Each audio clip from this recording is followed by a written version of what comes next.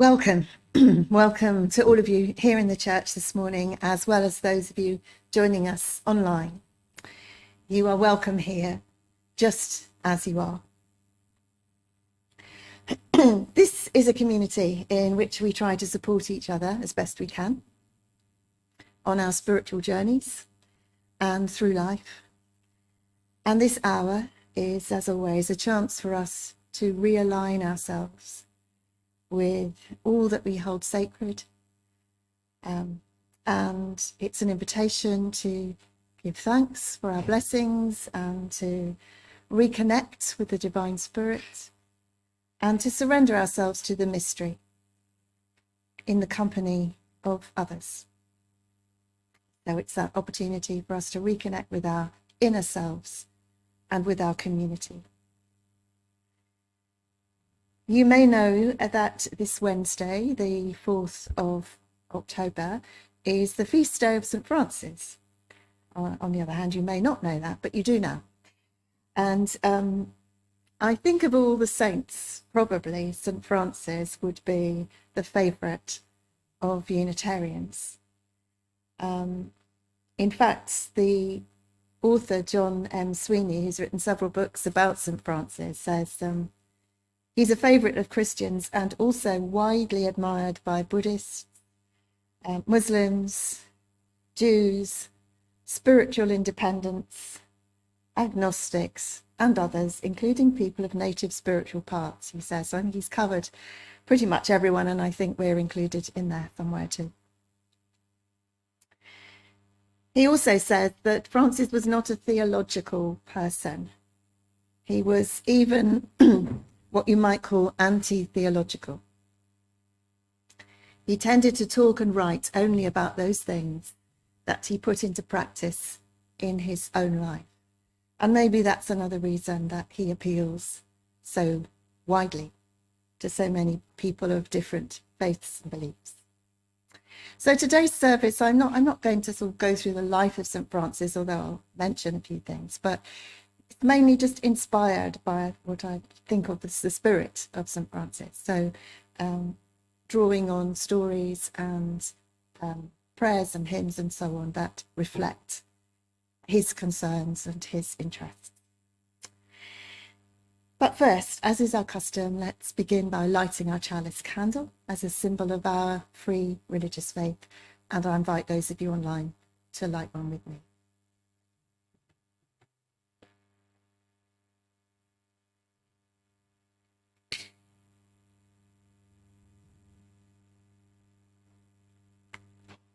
Thank you, Rob, for this.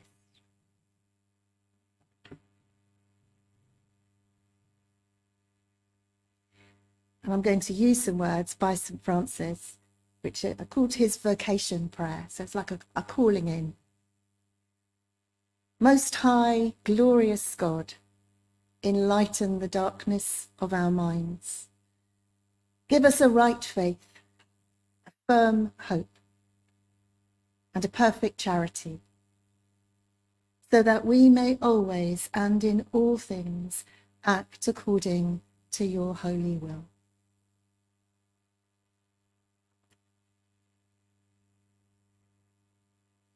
And I thought it would be appropriate, of course, to share the prayer of St. Francis of Assisi, although I don't know whether you're aware of this, but apparently it wasn't written by him.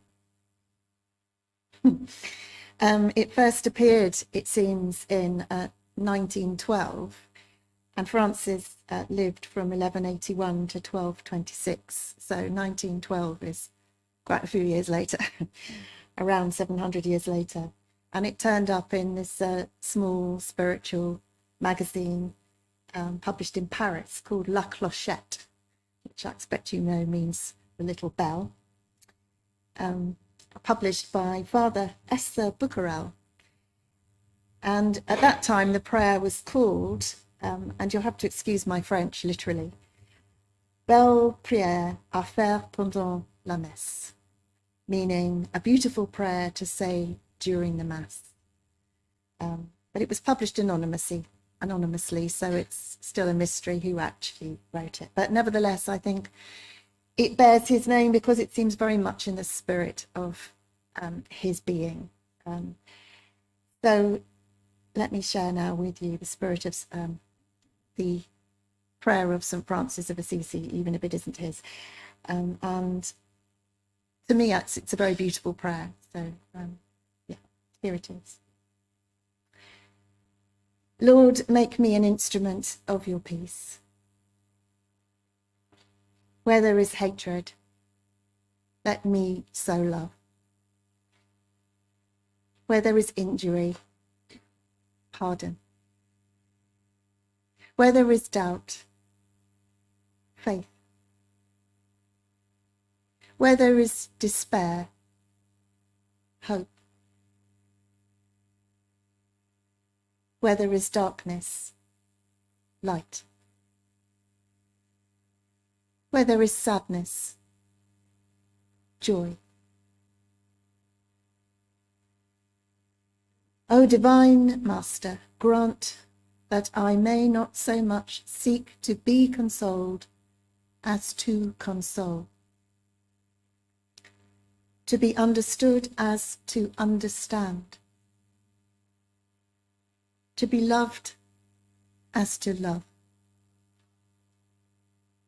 For it is in giving that we receive, and it is in pardoning that we are pardoned, and in dying that we are born to eternal life.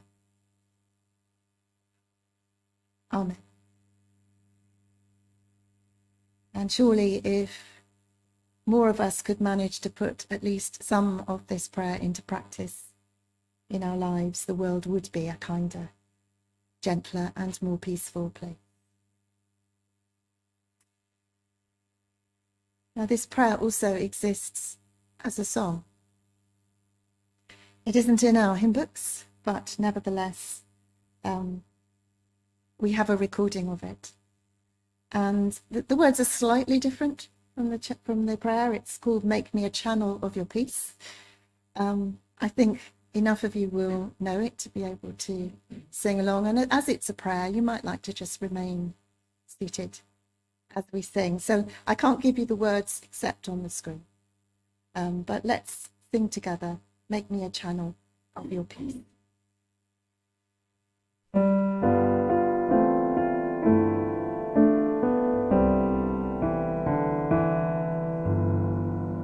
Make me a channel of your peace. Where there is hatred, let me bring your love.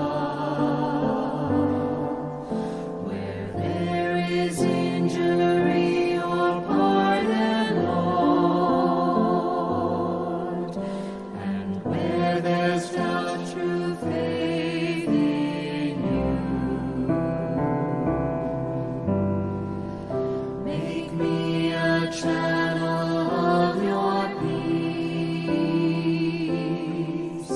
Where there's despair in life, let me bring hope.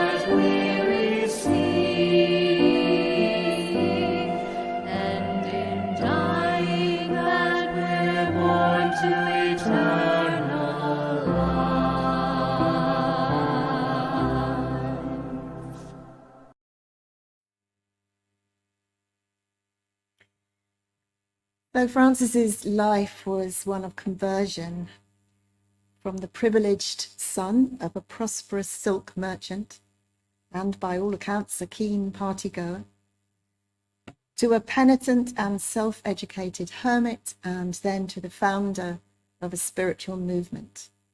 The Franciscans, of course, focused on healing and friendship and helping people discover the joy and love of God in their lives. So it was quite a journey. But the story we're about to hear comes from a time before his conversion. It's the story of young Francis and the beggar, and Jill will read it for us.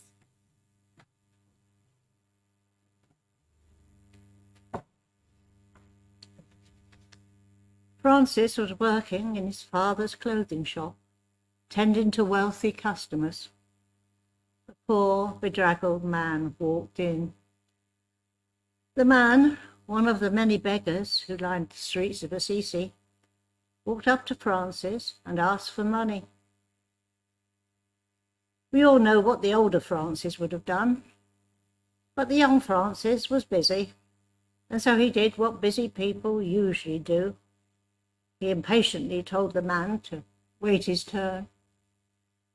It wasn't such an unreasonable request. The beggar had interrupted a sale. He did smell. He was rude. And so Francis stood by and watched as the man, angered and dejected, stomped out of the store. It wasn't long, however, before that inner prompting of conscience, or perhaps that outer tug of grace that was always pulling at Francis' soul, compelled him to make amends.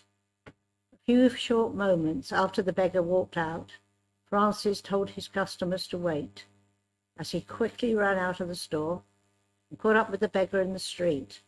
Then and there, he placed a pile of coins in the man's hand. So I think it's interesting to hear this story before Francis's conversion, because I think he initially reacted as many of us might. When we're interrupted in the middle of doing something and something else is on our minds. But I find the story quite heartening because it makes him seem quite sort of ordinary and flawed. And sometimes mystics and prophets can feel like they're very distant in a way, perfect. But there's something very human to Francis in this interaction. But of course, he did have that tug of conscience. I'm sure we all feel at times a tug of conscience, and maybe we act on it and maybe we don't. But he did, and that became his way of life eventually. I can imagine that the queue of customers in his shop were less than pleased, actually, as he ran off after this beggar in the street and left them waiting. So there's something about a kind of impulsiveness and spontaneity there, which I guess meant he wasn't as constrained as maybe many of us might be by other people's expectations or disappointments. He allowed himself to act on those impulses without censoring them. And maybe that's something at the heart of what it takes to be a mystic, and allowed him later on to be open to the possibility of what we might call conversion or enlightenment.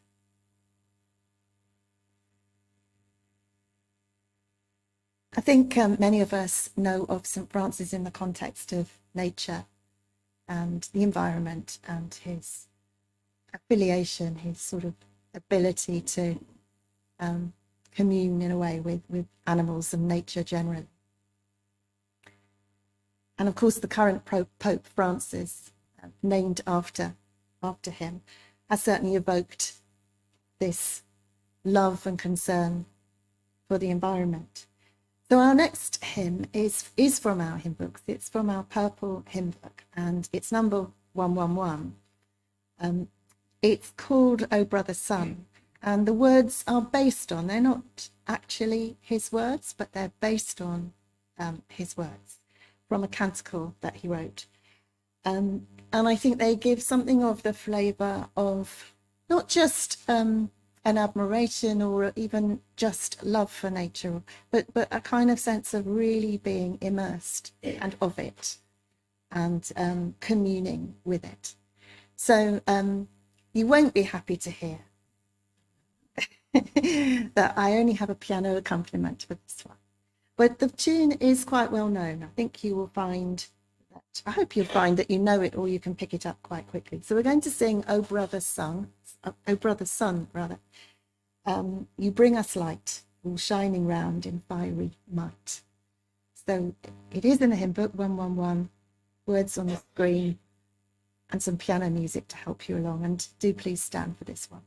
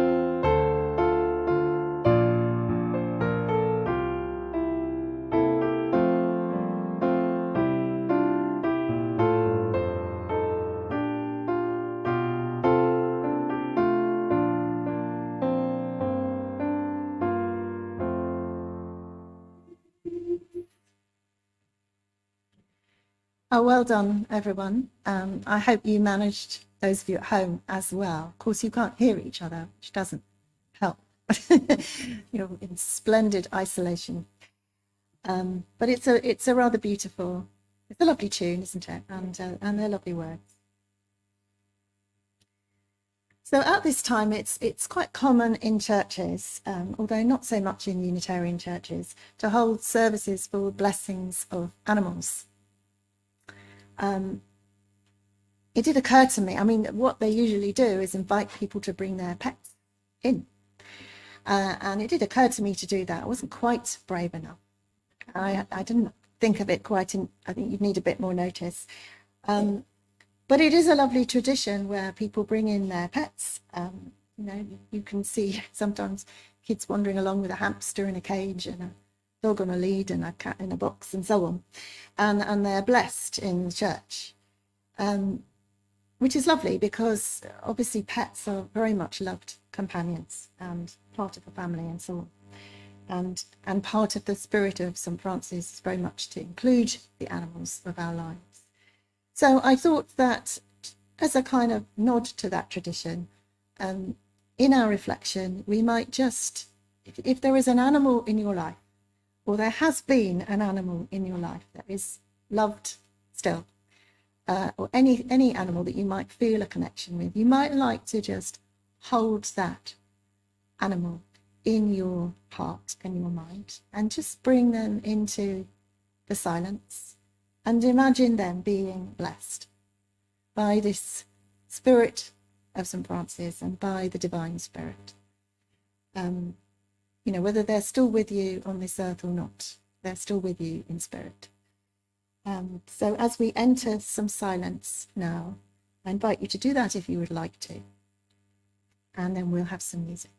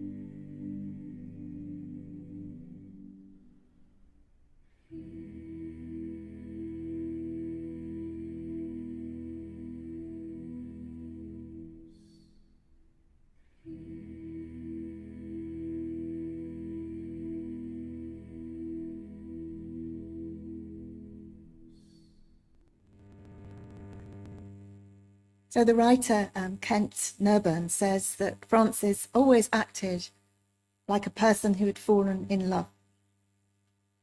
He saw beauty and brightness everywhere. And if we're to follow in his footsteps, he writes, love must become a habit of our heart, an inclination of the spirit. And Vietnamese Buddhist Thich Nhat Hanh, in his book, Living Buddha, Living Christ, tells a story of when St. Francis asked an almond tree to tell him about God. In just a few seconds, the tree was covered with beautiful flowers. Thich Nhat Hanh writes, St. Francis was standing on the side of the ultimate dimension. It was winter. There were no leaves, flowers, or fruits, but he saw the flowers. Francis had that gift of the mystics. He could see the potential and the divine in everything. And perhaps more than anyone, tried to live as closely as he could to how Jesus had lived, and followed those teachings as closely as he could. So our second story is another story about Francis, and it's the story of Francis and the Wolf of Gubbio. You may be familiar with this one. I'll read it here. The people of the little Italian city of Gubbio were understandably very proud of their beautiful home. Then one night, a shadow came out of the nearby woods and prowled the streets. In the morning, the people of Gubbio found a mangled, gnawed, dead body. And this began to happen again and again. Right, it gets a bit happier. Finally, an old woman says that she's seen a wolf on the streets at night. The terrified people decide to ask a holy man who has a reputation for being able to talk to animals for his help. And so they send a delegation to Francis, who isn't yet St. Francis. They have very specific ideas on what Francis should tell the wolf.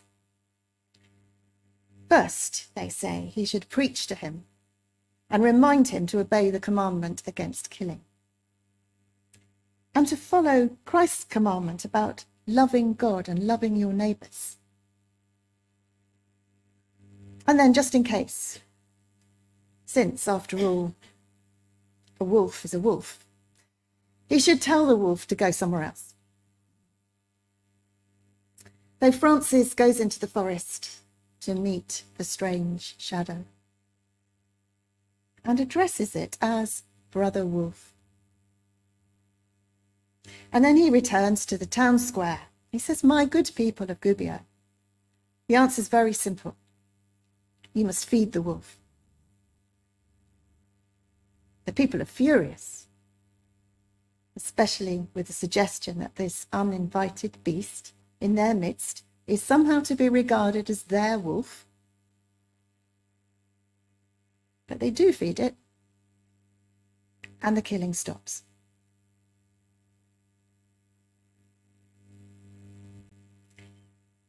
So I don't know what you think this story is about,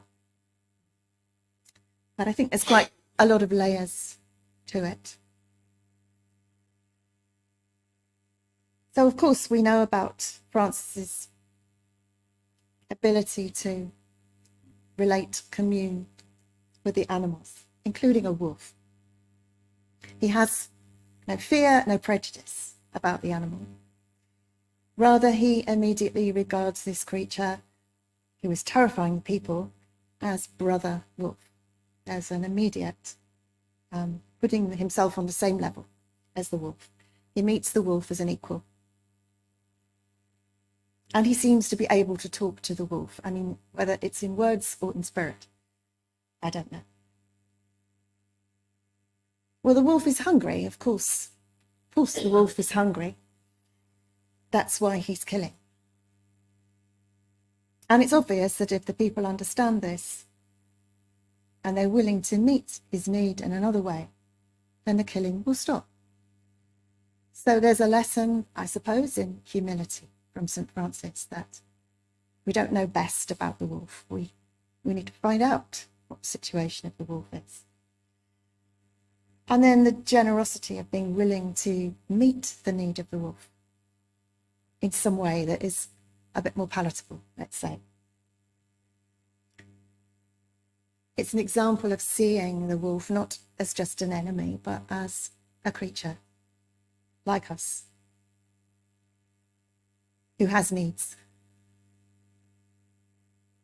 and seeing the potential for them, as all living beings, to be healthy and whole. In the same way as he saw the flowers on the almond tree in the middle of winter, there's that ability to see what's possible. So, at one level, this is a story about loving our enemies, not loving their behaviour. Clearly, the wolf couldn't be allowed to carry on killing people in the town. That had to be stopped. But in meeting our enemies with open minds, open hearts, being willing to understand more than to be understood, as the prayer says. To try to understand why. But it's not just about our enemies and our external threats, I think. It's also a story about our own inner fears, our own lurking shadows. It's a story that encourages us as well to shine a light on those, whatever they are, the fears, the anxieties, the worries, the sadnesses, and be willing to meet them and maybe sit with them quietly and patiently until perhaps we understand them a little better and what they need. Last week I was talking about autumn being a more contemplative season, and so this feels like it tunes in quite well with this time, this opportunity. The opportunity is always there, of course, but the season suggests it, that it might be a time to commune, as Francis would commune, with what appear to be our enemies, both beyond us and within us too. And ask what they need in order to feel less afraid, in order to feel less anxious, more at ease.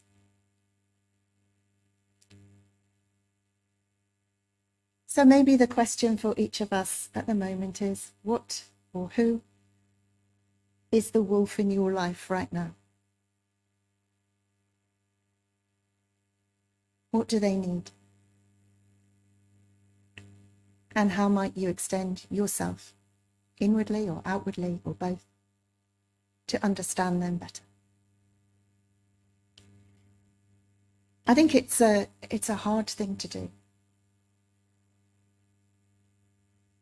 It's not that these lessons are easy, is it? Otherwise we'd all do them. They really take intention and practice and willingness and a kind of self-awareness that, none of us reach probably most of the time, but sometimes we do. And so in a way it's about building on those moments where we do see and understand and extend ourselves, and see if we can push that a little further, a little wider, a little more often. I think that is the spirit, part of the spirit of St. Francis and what he did in his life, and also the spirit of the Christian faith, to do that as of all faiths, to understand more than to be understood.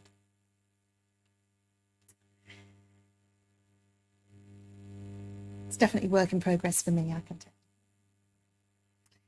So our third hymn is number 147 in our purple books.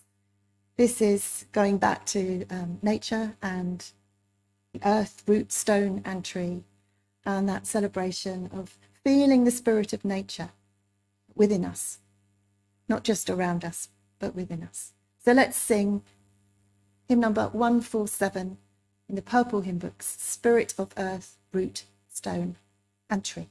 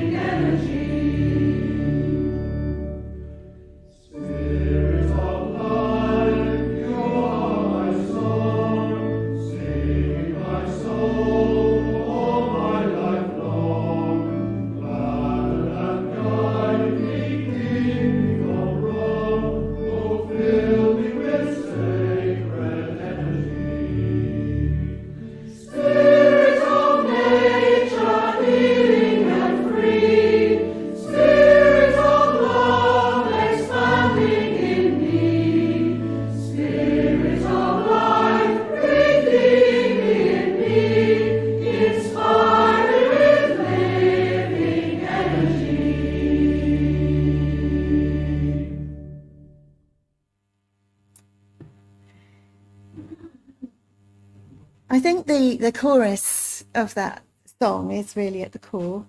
Spirit of nature, healing and free. Spirit of love, expanding in me. Spirit of life, breathe deeply in me. Inspire me with living energy. And I think because St. Francis, as I said earlier, didn't really sort of talk about what you should and shouldn't do. He lived it. And it's that gap, somehow trying to cross the gap between talking about doing things and actually doing them can feel like quite a wide gap sometimes. But I think it's worth just dwelling on that chorus and just doing what it says. I think Brian did this in his service recently as well. It's worth just pausing and breathing and taking a deep breath in and just really imagining that you are inspiring this spirit of love, this spirit of life. You just take a few deep breaths and really feel your body expand with that, your heart open.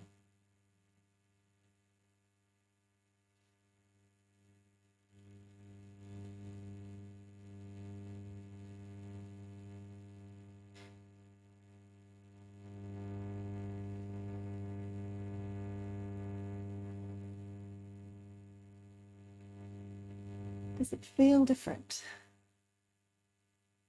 Just a little, even. So just feel the breath that is, it's not our breath, is it? It's the spirit and the air and the life coming in and through us and back out again. We're just part of that flow. And I think just pausing and doing that every now and again during the day, even if it's only for a few seconds. It can really kind of shift your mood, especially if you're feeling grumpy. I know you never feel grumpy. I sometimes feel grumpy. And I think it serves me to just pause and remember that's what I am. I'm part of this and it's all flowing, and just to can really help to kind of center us again. So in this service, as I said, I've not attempted to give you a biography of St. Francis. I don't think he'd want that. He's not interested in that. He's interested in how we live.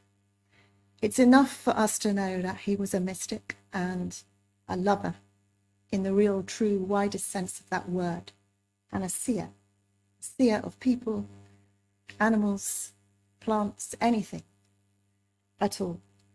A person too with his own complications, as we have. We're told that a couple of years before his death, up a mountain, he received the signs of the suffering of Jesus on the cross, which are known as the stigmata, the wounds. I mean, I don't know whether that's true. I'm just leaving that open, but that's what we're told. And certainly that would have been cited as a miracle, which would have contributed to his canonization only 2 years after his death, which is very quick actually, when he was made a saint. Do look up his life if you'd like to know more about it, but the details feel less important to me than the spirit and the way of living. So I'm going to close with some more of his words in a moment, and then our closing video is going to be from a film. I haven't watched the whole film, but there was a film made about St. Francis by Franco Sforelli. I don't know that it's critically acclaimed exactly. It's rather romanticized, and it portrays Francis as this rather beautiful, or maybe he was, beautiful young man, sort of romping around the nature and fields and so on. And you'll see a little bit of that in the video. But the song that goes with it is a sweet song. It's written by Donovan, called Lovely Day. And at the end of it, you see the ruined church of San Damiano, which he saw, and that was one of the sites of one of the miracles that he felt that he was being spoken to there from the crucifix and called to action. So you see that, the ruin of that church as well. So anyway, I hope you enjoy it and take it in. It's of its time, I think. But our closing words from Francis are these. Now, wherever we are, and in every place, and at every hour, throughout each time of each day, may all of us honestly and humbly believe, holding in our hearts, to love, honor, adore, serve, praise, bless, glorify, exalt, magnify, and give thanks to the Most High and Eternal God, Trinity and Unity.